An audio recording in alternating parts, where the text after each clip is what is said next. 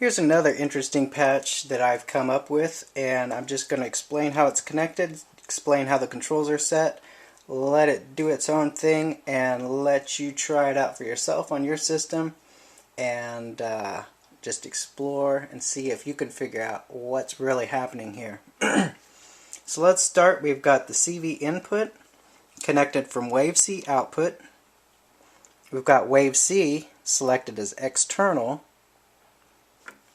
We've got the oscillator modulation connected to Wave B output, and we're connecting it to the ring portion of this insert cable. The tip portion of that same insert cable coming from Wave B is connected to our audio input. Let's see, we've already discussed Wave C's coming into the CV input.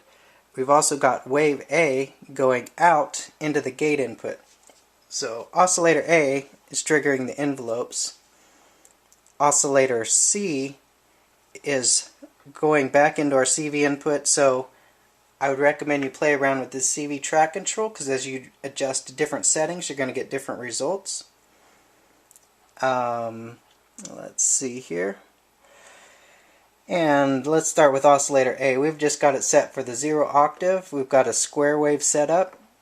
Everything's turned down here in the mixer section. Filter, we've selected a bandpass. You can play with that. We've got our cutoff frequency set about 10 o'clock. Resonance turned all the way up, so our filter is self-oscillating. Overdrive's turned down, but you can play with that. In the envelope section, or the amplifier, we've got the attack decay type envelope. We've got a very fast attack time. Decay time set about 9 o'clock. Accent, we're not worried about that. That sensitivity's turned all the way down. Our envelope section here, we've got it set for the fastest attack time. Decay time set to about 8 o'clock. Sustain is set to 8 o'clock, and release is set to 9 o'clock. We've got the envelope amount in the filter set to 2 o'clock, and the modulation amount turned all the way up. Modulation type is selected as B envelope. That means oscillator B is being shaped by this frequency, which is being triggered off by oscillator A. In our modulation section down here, we do have oscillator B, or not oscillator B, envelope 1, modulating oscillator B's frequency. We've got that set to approximately 10 o'clock. We've got Wave A, which is oscillator A, selected as our modulation source to modulate oscillator B, and that amount is 10 o'clock.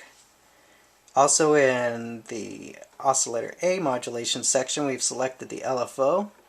We've set amount to 4 o'clock.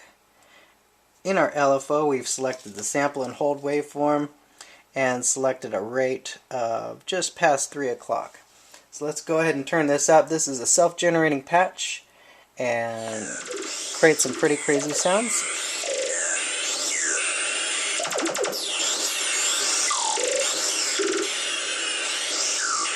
Notice as you change these, you're going to get a lot of variation.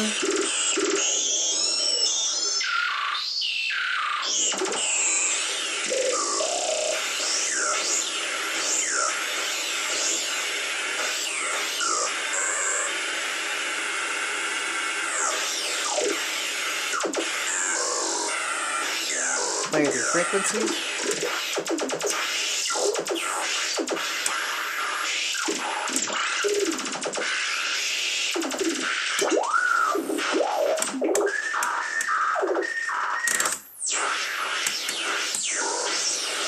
Let's go ahead and play with this.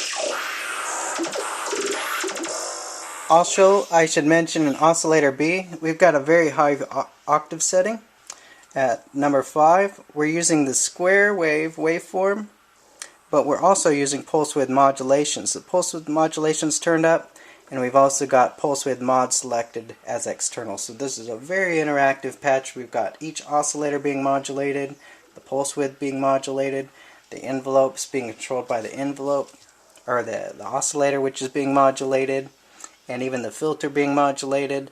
So this really is just a chaotic patch.